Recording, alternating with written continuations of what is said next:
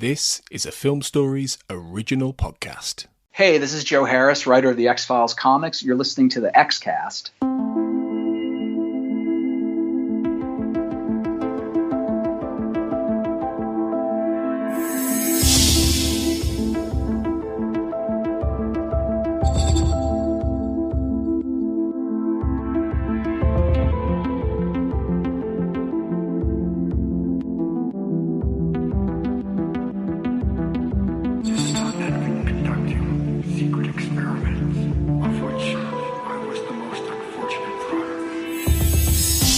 Welcome back everyone to the X-Cast. The truth is in here.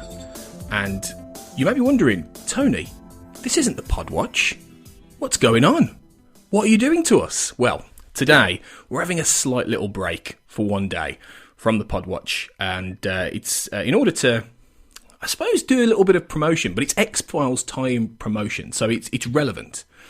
But I've got with me my favourite podcaster, your favourite podcaster, everybody, Darren Mooney, to talk about his X-Files book opening the X-Files. Darren, it's great to have you back on. It's fantastic to be back on, and I'm sorry to distract everybody who's expecting a Podwatch today. Well, you know, they're just going to have to live with it, because, quite frankly, they need to be spending the day reading this tremendous book, which has just come out, which I had the pleasure of to read a little bit early, because you were very kind and sent me a copy, and it's a fantastic look at the show we love. So do you want to just tell us, to start off with, a little bit about what the book is exactly and what people could look forward to? All right, so the book is basically a couple of years ago, starting in 2013, which would have been the 20th anniversary of the book, of the show. I began sort of writing reviews online of the X-Files, going through episode by episode and sort of season by season. And the plan was originally that I would do one season a year and sort of keep with it that way. So I do every October, October being a very important month for X-Files people, I'd run through the episodes and I'd do that and bring it up to date. Because, I mean, at that time, there was no sense the X-Files were coming back. There was no sense of real urgency or excitement. There was sort of, the murmurs of the movie and stuff like that, but nothing had really sort of materialized or crystallized. And then about 6 months later, I got an email or a point of contact from somebody I'd never heard of or heard from before, who said, actually, look, there's this show that's going on. It's the X-Files, which is Kumail Nanjiani's sort of podcast covering the X-Files, which he began, I think, in 2014-ish, 2015-ish.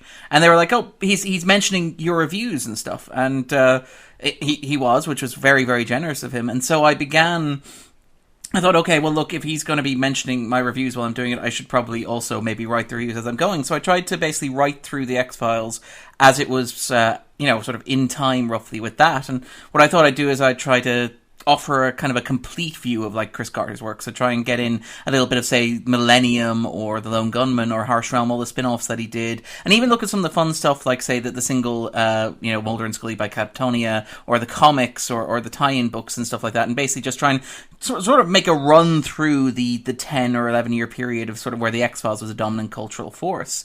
And then basically I did that. And after that, I wondered, basically, could I turn this into a book? Would people sort of respond to it? Would people like to read it? And I reached out to a number of people and basically made some inquiries. And I got a response back from the guys who published the book, McFarlane's, who, by the way, are a superb publisher. Like, a lot of what I'm saying here is, like, I feel like this is going to be the worst promotional interview ever, where I was a really, really lucky person who looked into having the right people respond to me at the right time. But, basically, McFarlane's got back in touch with me when I said, look, would you be interested in maybe publishing a set of these reviews and sort of like combining them and maybe sort of releasing a set of volumes? And they're like, well, that's great, but we're a book publisher and we'd like to make money. And we can't really republish stuff that you've already printed online for free, because that's not how business works. I was like, okay, that's a fair point. And they said, would you be interested in maybe doing something like original looking at the X-Files? So maybe instead of reprinting the reviews you've already written, structuring them into something like a singular narrative, a book, basically, that would take a lot of the stuff that I touched on as I was reviewing and sort of like thread that through the years of the show that run from a couple of years before the pilot through to I Want to Believe. Now, this was written in 2015, so it doesn't cover the new series. But I mean, hopefully if it does very well, we might do a second edition or something like that. It'll cover the revival. But basically, so the book is, if you've read my stuff online, even if you haven't, it's a chapter by chapter, year by year sort of look or trip through the X-Files that looks at a combination of things. So it looks at the production of the show, what was happening behind the scenes. So the cultural context of the show, so stuff like what was happening in television at around the same time. So like where you could see why the mythology was such a big deal, or why, for example, like the shot of the submarine jutting out of the ice in Colony and Endgame, why that was such a game changer in terms of what was possible on broadcast television in the mid-90s. And then even just sort of maybe dissecting a little bit of the themes and sort of the recurring fascinations of not only Chris Carter himself, so obviously we touch on stuff like the show's kind of the complex gender politics of the relationship between Mulder and Scully. Like, so for example, the show's forthright feminism in like regards to Scully's control of her own body and her desire to control her own procreation, which sort of bleeds through the early years of the show, through to perhaps some of the more conservative values that you get later on, which is sort of the value of the nuclear family, which sort of bleeds through in the 8th and 9th season. And then even wed that maybe a little bit with some recurring themes, some recurring sort of focus on particular writers. So, for example, what is it about a Darren Morgan script that makes a Darren Morgan script special? Like, what is it about Vince Gilligan that when he looks at the world, like, can you see the roots of Breaking Bad, for example, in the episode of the show that he wrote in Pusher, and obviously in Drive is the one that everyone's going to point to. And so with that in mind, I sort of set out to write a book that would basically tell from beginning to end what is, I think, a version of the story of the X-Files. I don't want to claim it's the version, because obviously there's been countless accounts written of the show. Obviously, the complete X-Files with Chris Knowles and that sort of stuff that have gone into it in a great deal of depth, production history, and the context, stuff like that. But I just wanted to see if I could build something that would be interesting and provide a sort of a context for the show, and sort of like a prism through which you could look back and sort of trace these lines and see where the show came from and where it went, and even the footprint that it left in its wake. And maybe that's a very pretentious way of putting it, I don't know. No, I think it's more than fair, and I think that's exactly what the book does, really. I think it manages to, go into levels of insight and critical thinking and depth that I haven't really read in a lot of books before. Most of the books I've read, and The Complete X-Files is a terrific book, and Chris is a contributor to the podcast, and he and the guy he did that with did some great work. But I think that was a little bit more, from what I remember, and I haven't read it in a while, but it was a little bit more based on telling us the production history of the show and a lot of the insights, which is all fantastic stuff. But I think what you did, as much of that, is actually go into the underlayer themes, the kind of things that Chris Carter and his team were even maybe unconsciously tapping into, like the Second World War guilt and all that kind of stuff that comes through in season 3, which is possibly my favourite chapter, actually. Although I really enjoyed all of it, but I think the analysis of season 3, particularly where you go into that, and you've talked a little bit about it on this podcast, on Anasazi, and I'm sure when we go into season 3, when you come back on those episodes, we'll delve into it a little bit more. But it's that kind of insight, I think, which is why, as somebody who obviously knows a fair bit about the X-Files over the years and has followed it for 20 odd years, I was genuinely reading it thinking, I haven't thought of this before. This is really insightful stuff. And I think anyone who really enjoys your blogs about this, and I know a lot of the listeners who listen to the Xcast do, I think they're going to get a real something out of this book. Well, thank you very much. I mean, like, it is one of the things that really strikes me about the X-Files, and it's something that I think holds up very, very well about it, is that, like, a lot of people talk generally about the mythology and about whether Carter had that mapped out as he was going. And I think that, like, we've talked about in the Podwatch and on the podcast a bit of it, is that the sense that maybe the finer details of the show weren't worked out. A lot of it was maybe improvised as it was going, or interfered with or driven by outside factors, which is like a reality of TV production. Because obviously, like, Carter didn't sit down in season 1 and say, okay, at the end of season 7, David Duchovny is going to want to leave and star in Evolution, so I better plan that ahead.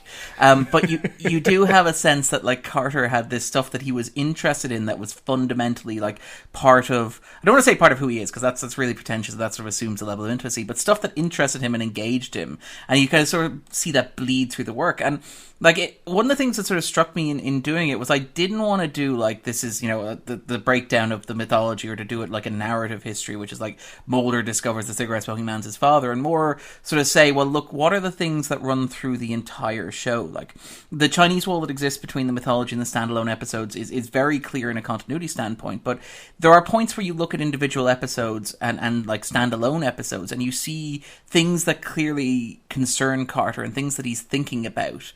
And even, I think maybe if you said subconsciously, I I give him more credit than that, but stuff like the theme of memory or the theme of fathers, which extend beyond the mythology. So, for example, like Aubrey, I think I've actually maybe talked about it on the Podwatch, and I may describe it as my favourite nobody else likes this episode, X-File, which is the one where it's all about memory, and it's all about violence, and it's all about men who inflict harm upon women.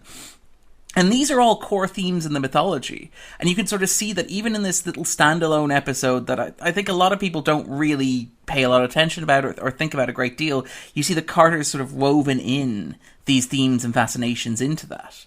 And sort of you could sort of see that bleed through. And there's a lot of that. I mean, I did try to do when I was writing it, and I'm glad that you singled out the third season chapter, because I'm very happy with that. And I'm also very happy with talking about the eighth season, because those are sort of, self-contained chunks. I think those are two of the best 20-odd episode seasons of television ever produced. They're just phenomenally constructed. But I did try and break down sort of like what was happening in the world in each of those years, what was happening on the show on each of those years, and then sort of could you see that shining through in the show itself. So, for example, like there's this weird fascination in the fifth season with like children and dead parents. So you have like even the horrible tree episodes, Schizogyny, is this idea of children rebelling against and murdering parents, but you see it in stuff like Kill Switch, you see it in stuff like Chinga, you see it elsewhere as well. Like, and you see these, if you start noticing these patterns, they're fascinating because they suggest that there's not necessarily like I sat down and plotted the season out in terms of A, B, C is going to happen, but like when we were plotting the season, we were thinking about X, Y, and Z, and why were we thinking about X, Y, and Z, and trying to make sense of it, which just, it fascinated me, and I'm glad that you liked that. Well, two things. One, I really love Aubrey. I think Aubrey's great, and me and Brandon Shamatella had a really good conversation about all the themes in Aubrey when we discussed it. Two, it's funny you should mention season 8, because that chapter was honestly one I was about to say was also a big favourite of mine, because it does the same kind of thing. It brings that insight, because it was a very interesting period of the X-Files, and it's a very interesting season. So it's funny you should say those things. Really, in terms of actually writing it, you said you took a lot of the content from the blog pieces, which obviously are there's more content, I suppose, in all the blog pieces, because you've done thousands and thousands of words for 200 odd episodes and change of all these TV series. But what was the process of what was it like actually trying to distill a lot of that, and what was your process in terms of writing? How long did it take? How did you get to the point where you were able to just condense all this, and how did you structure it? Well, I mean, one of the things about blogging is I was talking to a bunch of somebody invited me in to talk to a bunch of kids about blogging. I felt really old. I pulled the chair down and I sat down and I put my cap on backwards. I said, okay, let's rap.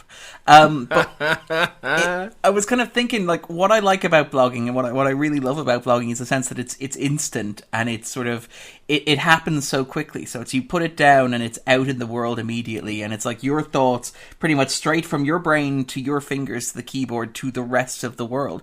And it's fascinating because it allows you to discover things that you're sort of interested in and things that grab you, and allows you to wander and sort of waver and sort of go, well, this is kind of interesting, or maybe this is what's going on, or was, for example, the affair in All Things, did that sort of tie into the Clinton, the Clinton impeachment that was happening at the same time, that sort of stuff. What happens then was when, because I did write a lot about the show, and I wrote a lot about the spin-offs, and I wrote a lot about the comics, and I wrote a lot about everything else that was sort of happening at the same time. And being honest, like, there's a very high signal to noise ratio. I love every single one of those. Now, to be honest, like, I think you've written a lot yourself, and I think anybody who's written on will empathize with this, is sometimes when you go back and read the stuff that you're writing, as much as you enjoyed writing it, it's a little cringy in places. It's a little bit like, what the hell was I thinking when I wrote this? Like, there are points where I'm very embarrassed to go back, and I say embarrassed, I'm kind of smiling, like, I was such an idiot when I wrote this kind of stuff. It's like, what the hell did Darren from 2 years ago know? And I know that 2 years from now, Darren from 2 years ago know. What the hell does Darren from 2 years ago know now? But, like, when you're blogging, there is that sense of instant stuff, and sort of instant response, and sort of like throwing ideas at the wall and seeing what sticks, and getting to do really sort of crazy things and really sort of outlandish things, and maybe propose ideas that you go, well, maybe this is going in this direction. Then, like, 2 or 3 episodes later, you go, no, it's not. Whereas with the book, and I want to actually, I should be entirely clear, there are a lot of people to thank for the book, and I'll probably go into a bit more depth later on. But one of the things that I really appreciated about the guys who published it, McFarlane's, who are a fantastic academic publisher, which is very cool. I like that one of the quotes on the back of the book is, if they were teaching the X-Files in college, this would be an essential textbook, which is like the least like advertising friendly slogan ever. But I'm like, that is amazing. I want that. That is like perfect. That is like, that encapsulates kind of what I would like this book to be. Yeah. But, because everyone wants to think about school when they're reading about the X-Files. But of course. There is this, when you're writing the book, they asked me to structure it, and they asked me to figure out basically what I wanted to do at each point. They asked me to map it out ahead of time, and they asked me to sort of give, even down to like word counts and estimates and stuff like that, and material that I would be drawing in, and material that I would need.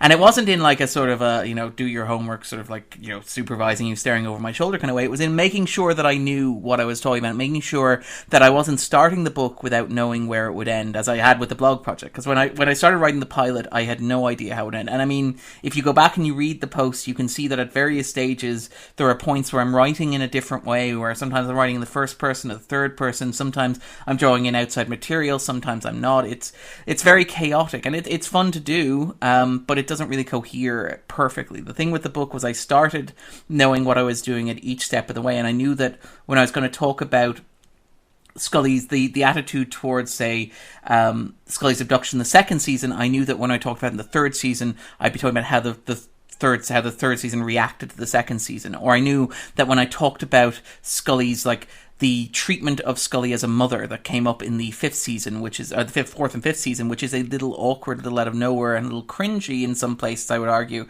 that I'd be circling back around to that in the eighth and ninth season. So I could set that up, and I could sort of pay that off. And I mean, I make it sound like I'm writing a fiction book, where it's like you introduce the character, and then you do a twist and a reveal and stuff like that. And it's not that exciting, but it's a little bit like that. It's setting up points that you're going to hit later on. And I mean, I would argue that you should be able to, if I've done my job in any way competently, and I'm not sure I have, but I hope I have, is that you should be able to read any one of those chapters that grabs you with interest. So, for example, if you were interested in Millennium, you should be able to read the fourth, fifth, and sixth season chapters and follow along Millennium, sort of follow that thread yourself. You want to read about Vince Gilligan, maybe the third season and the sixth season, and they'll make sense of themselves. But I really wanted the book to read, like, if you're reading from beginning to end, that it is a story of the X-Files. So you can see stuff that develops and grows. So you can see, like, the Morgan and Wong, how they wrote in the first and second seasons as compared to how they wrote when they came back in the fourth.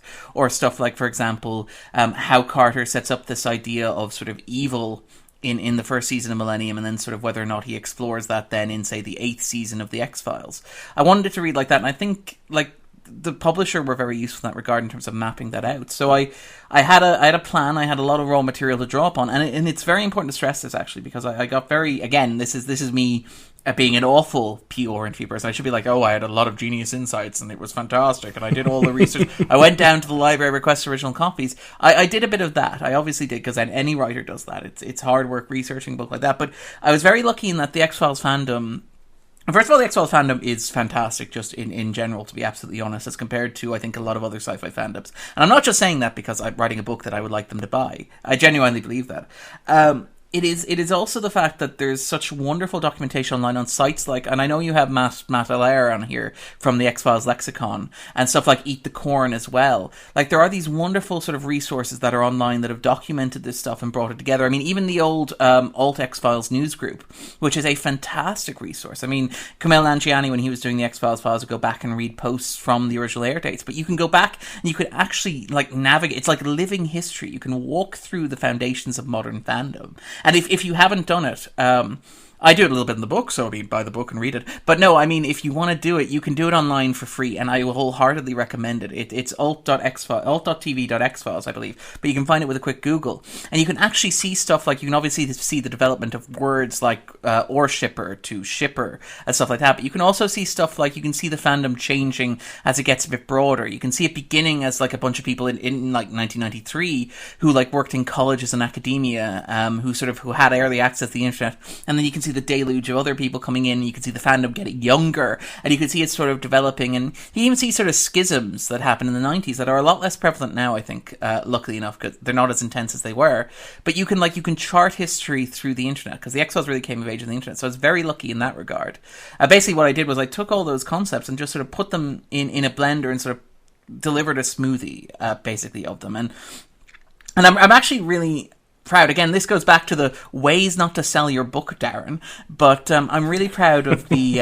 this is the worst publicity podcast ever, but I'm quite proud of the footnotes section. Because I try to... The book reads as a narrative. It's a story. You can follow it. I think it has characters in it. Obviously, they're real people and quotes from real people and stuff like that. But if you follow it from beginning to end, there are also like little interludes and little strange observations that I couldn't quite fit into the text. They would have sort of distracted from the text. So I can talk about stuff like the strange sight of the lone gunman wandering around in pajamas cooking breakfast for each other, and the evolution of how they're portrayed as this dysfunctional family unit that I couldn't necessarily work into the text, but I could stick in the footnotes and stuff like that. Or even stuff like sort of references to, for example, the broader changes in culture that weren't fitting with sort of what I was writing at the time. They're all in there. They're all footnoted and sourced as well. Like, so it's, if you are reading it and if you are enjoying it, I would recommend... I will read it again, obviously. But no, I recommend sort of browsing the footnote section and sort of following those threads, because there's a lot of interesting stuff in there. Like, the thing about the X-Files is trying to cram it into a book. It's impossible. There's just so much material there and so much great stories. And again, this is why I don't feel bad about this book, because I've talked about how, like, The Complete X-Files is a fantastic book. I've talked about how Eat the Corn is a fantastic resource. I've talked about all these things that are not my book, that are fantastic X-Files stuff that you can do and you can have and you can sort of explore. And I still don't feel like in doing that I'm doing my book any disservice, because I'm like, well, I feel like it's so vast and it's so big that there's so much to explore that I really, really hope that I can add something interesting to it, even after everybody's explored it so well and so consistently and so fascinatingly. Well, I think you have. I really do think you have, and I think it will resonate with a lot of people who read it. You know, I think a lot of people who listen to this podcast and read your blog will buy the book. So no, I really think you'll have etched your mark on the X-Files history in that sense. But where then can people buy it is the big question. Like, where's the best place? I mean, Amazon, I assume, but is there anywhere else? What direct people? All right, well, I mean, you can buy it from pretty much anywhere. It is widely available. It's not going to be on store shelves, unfortunately. We're not quite at that level yet, but it's you can order from Amazon. You can order from all the regional Amazons, so amazon.co.uk, amazon.de, amazon.fr, all those places as well. But you can also order from, like, other places like Waterstones here in Ireland, Eason's here in Ireland, are also sort of stocking it on their website. But I mean, internationally, stuff like Target have it available. Even if you go into a bookstore, you should be able to place an order for it as well. I mean, it is... I'm actually very, very pleased with the company that are publishing it, who are McLaren's, have been very generous and who've been sort of very supportive and very encouraging, because they do have a network for getting it out there, and they do have sort of, it is, while it's not going to I'm not doing a book tour, I'm not going to be doing signings or anything like that. It's not something that's hidden, or it's not like you have to, email me and send a check in the mail. It is available anywhere where good and even not so good books are available to people. I would also point out, actually, I know that it's coming up to Christmas. I know it's tight, and I feel it's kind of that thing where I feel a little awkward, like imposing being like, buy my book. If you want to support the book and you can't afford it, or you just don't want to, which are both valid options, local libraries also have like budgets for this sort of thing, and they'll be able to stock it for you as well. So if you do, please feel free to use your local library and ask them to order in a copy, and that way everybody can share it as well. Well, that's a really nice idea in terms of getting local libraries involved as well and everything like that, and supporting the local library. So no, I really like that idea. So yeah, whatever way you find to do it, guys, I mean, it'd make a great Christmas present for people, let's be honest, right? But certainly your fellow X-Files fans. So it'd be great if you supported Darren's books. He spent a lot of time writing this stuff, and it's well worth your money and your time. And I mean, people have generally been very, very nice. I'm actually really flattered by the response that it got. And I mean, I said that I should thank people, and I really should. I mean, you've been fantastic, Tony, and I think anybody who listens to the podcast knows that you are freaking tireless, and just amazing. You're a machine, and I want to thank you, like, because it's great to come on. And I've talked about this, like, my conversation with you talking about, like, One Breath is one of my favorite, like, talking about the X-Files memories. I'm very, very proud of that. But I mean, even stuff like Kumail Nanjiani, who I wouldn't have done it without, he writes the foreword to the book, actually, and I'm very, very flattered, and he was incredibly generous. Like, this would not have been possible if he hadn't stumbled across the blog and thought it was something that was maybe worth mentioning. Like, I mean, there's an episode of the other podcast, the X-Files Files, where he's talking with Emma Caulfield about Darkness Falls, and they're quoting from my review, and it's like, that's a little bit of like my warmth, my childhood. Like, I remember her from Buffy, and it's like, that's amazing that this is happening, and I really am. I'm flattered, and it's just incredible the support that people have already had for it, and I'm incredibly thankful for that, to be absolutely honest. It's tremendous. It's tremendous. So hopefully it will continue to grow, and more people will continue to find it, and we'll discover more from you. And obviously, the blog is still going, the movie blog as well, which is I'm particularly enjoying right now, your Star Trek Discovery breakdowns, which are really insightful in that, because I'm a big Star Trek guy, as people may know. So make sure you keep reading Darren's stuff on the blog, and he'll be back tomorrow, actually, on the podcast, as it turns out, because this this is going out on the 30th of October. So yesterday, Zach Moore and Brandon Shamatala promised. Oh no! I know what this is. They promised Red Museum and Excelsis Day, and instead you got me and Darren. But next tomorrow, the Podwatch will continue with Red Museum and Excelsis Day with Darren and Chris Knowles. I think you're with on that one, aren't you? So I'm indeed. It's actually a very good episode. I was about to say, I don't feel bad about stopping people from listening to us talk about Excelsis Day, because anything that stops people remembering Excelsis Day is a good thing. But I'm actually really proud of that. And Chris is a phenomenal guest as far as these things go. I mean, I'm really actually quite happy with the podcast I did with him. So you can check that out tomorrow. Actually, I think it's a good one actually, because he goes into a great deal of, the two of us talking about Carter is just, very, very geeky. Very geeky. It makes for excellent listening. So, thanks for Darren for coming on and promoting your book. I'm sure it's been really, really challenging for you to do. But no, it's been great. Thanks. No, thank you very much for the opportunity. Join us for the Podwatch tomorrow, back on schedule. And as always, remember, trust no one.